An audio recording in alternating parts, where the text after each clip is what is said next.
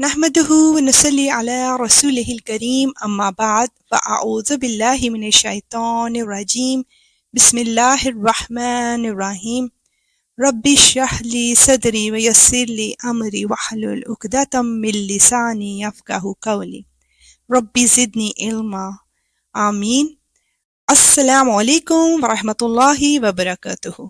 اللہ تعالی ہم سب کو ہمیشہ ایمان کی بہترین حالت میں رکھے، اور امید ہے کہ آپ سب اللہ تعالیٰ سے بات چیت کے دوران خوب دعائیں مانگ رہے ہوں گے، اپنے لیے اور اپنے تمام پیاروں کے لیے اور اپنے ملک کے لیے بھی انشاءاللہ۔ تو آئیے بسم اللہ کرتے ہیں سورہ بقرہ کی آیت 17 سے۔ آیت 17 to 20 کا ٹاپک ہے کافروں اور منافقین کے لیے تماثیل، یعنی ان میں کیا مشابہت یا مطابقت ہے۔ ان کی مثال اس شخص کی سی ہے جس نے ایک آگ روشن کی، پھر جب اس آگ نے اس کے ماحول کو روشن کر دیا تو اللہ نے ان کا نور سلب کر لیا اور انہیں اندھیروں میں چھوڑ دیا کہ انہیں کچھ سلجھائی نہیں دیتا۔ بہرے ہیں، گونگے ہیں، اندھے ہیں، چنانچہ اب وہ واپس نہیں آئیں گے۔ یا پھر ان منافقوں کی مثال ایسی ہے جیسے آسمان سے برستی ایک بارش ہو جس میں اندھیریاں بھی ہوں اور گرج بھی ہو اور چمک بھی۔ وہ کڑکوں کی آواز پر موت کے خوف سے اپنی انگلیاں اپنے کانوں میں دے لیتے ہیں، اور اللہ نے کافروں کو گھیرے میں لے رکھا ہے۔ ایسا لگتا ہے کہ بجلی ان کی آنکھوں کو اچک لے جائے گی۔ جب بھی بجلی ان کے لیے روشنی کر دیتی ہے وہ اس روشنی میں چل پڑتے ہیں، اور جب وہ ان پر اندھیرا کر دیتی ہے تو وہ کھڑے رہ جاتے ہیں، اور اگر اللہ چاہتا تو ان کے سننے اور دیکھنے کی طاقتیں چھین لیتا۔ بے شک اللہ ہر چیز پر قدرت رکھتا ہے۔ اللہ اکبر۔ بے شک یا رب العالمین ہم جانتے ہیں کہ ایسا تو نے اچانک نہیں کیا، تو نے بہت ڈھیل دی لوگوں کو، جب وہ نہ آئے تو پھر تیرا غضب نازل ہوا۔ یا اللہ ہم اس طرح کے غضب سے تیری پناہ میں آتے ہیں، یا اللہ ہم تیرے غضب سے تیری پناہ میں آتے ہیں، تو ہمیں اپنی حفاظت میں لے لے، آمین۔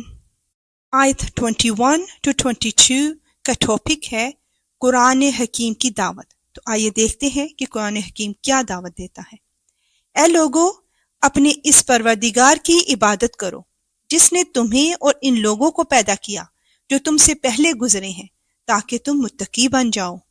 وہ پروردگار جس نے تمہارے لیے زمین کو بچھونا بنایا اور آسمان کو چھت اور آسمان سے پانی برسایا، پھر اس کے ذریعے تمہارے رزق کے طور پر پھل نکالے، لہٰذا اللہ کے ساتھ شریک نہ ٹھہراؤ جبکہ تم یہ سب باتیں جانتے ہو۔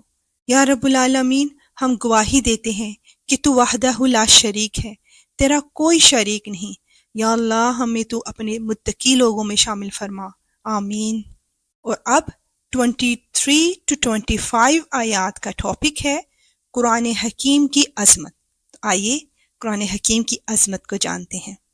اور اگر تم اس قرآن کے بارے میں ذرا بھی شک میں ہو جو ہم نے اپنے بندے محمد صلی اللہ علیہ وآلہ وسلم پر اتارا ہے، تو اس جیسی کوئی ایک صورت ہی بنا لاؤ، اور اگر سچے ہو تو اللہ کے سوا اپنے تمام مددگاروں کو بلا لو۔ پھر بھی اگر تم یہ کام نہ کر سکو، اور یقیناً کبھی نہیں کر سکو گے، تو ڈرو اس آگ سے جس کا ایندھن انسان اور پتھر ہوں گے، وہ کافروں کے لیے تیار کی گئی ہے۔ اللہم اجرنی من النار، یا اللہ ہمیں جہنم کی آگ سے اپنی پناہ میں لے لیجئے۔ اور جو لوگ ایمان لائے ہیں اور انہوں نے نیک عمل کیے ہیں، ان کو خوشخبری دے دو کہ ان کے لیے ایسے باغات تیار ہیں جن کے نیچے نہریں بہتی ہوں گی۔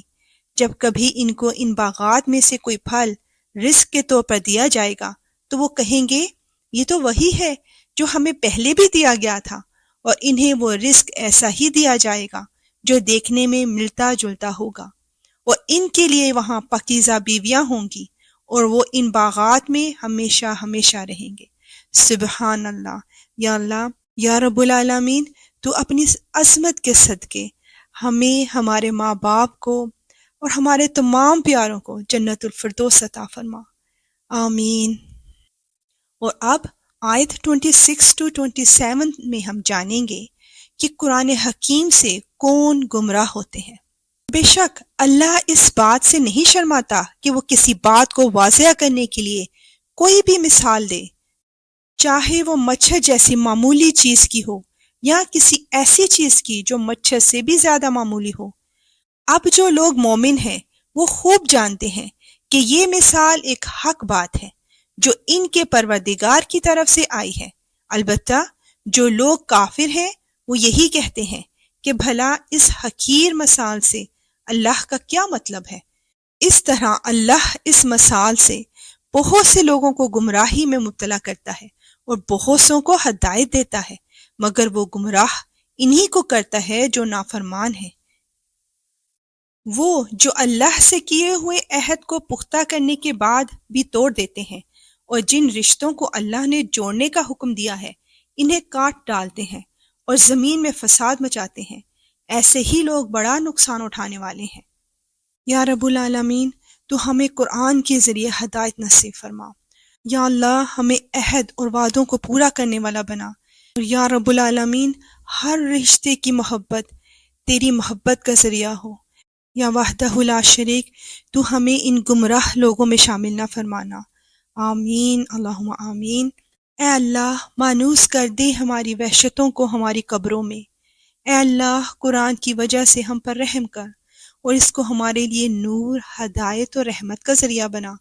اے اللہ، جو کچھ ہم بھول جائیں ہمیں یاد کروا دینا، اور وہ کچھ ہمیں سکھا دے جو ہمیں معلوم نہیں، اور دن کی گھڑیوں میں اور رات کی گھڑیوں میں تلاوت کی توفیق عطا فرما، اور اس کو ہمارے لیے دلیل بنا دے۔ آمین، اللہم آمین۔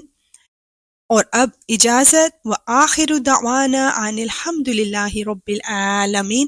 سبحانک اللہم وبحمدک، اشہد ان لا الہ الا انت، استغفرک واتوب الیک۔ السلام علیکم ورحمۃ اللہ وبرکاتہ۔